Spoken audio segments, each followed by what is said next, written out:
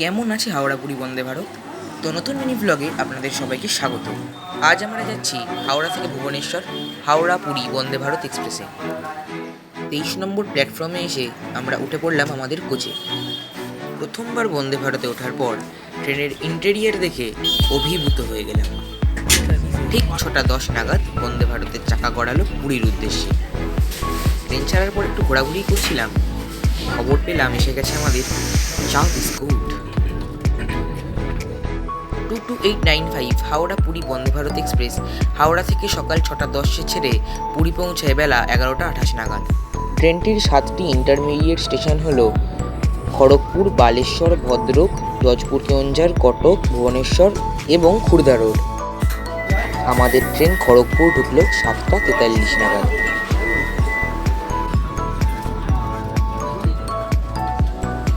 ট্রেনে ঘুরতে ঘুরতে খবর পেলাম এসে গেছে আমাদের ব্রেকফাস্টে ছিল French ফ্রাইজ, omelette, bread and butter এবং একটি কেক।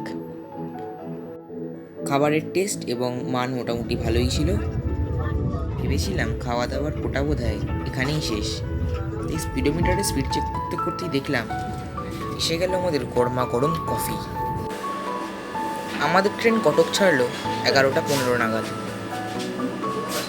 তবে মাঝখানে খবর পাওয়া যাচ্ছিল বন্দে ভারতের সার্ভিস এবং খাবারের কোয়ালিটি একদম পড়ে গেছে।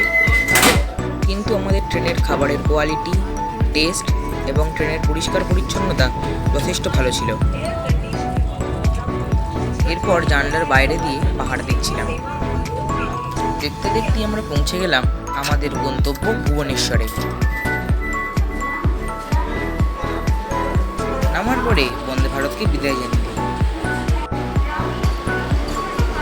আমার প্রথম বন্দে ভারত ট্রেন যাত্রা আমার কাছে স্মরণীয় হয়ে রইল। ট্রেন ছেড়ে গেল পুরীর উদ্দেশ্যে। এরকমই ছোটো ছোটো মিনি ব্লগস দেখার জন্য সাবস্ক্রাইব করুন ট্রাভেল উইথ ঐশিককে। দেখা হবে পরের ভিডিওতে। টাটা।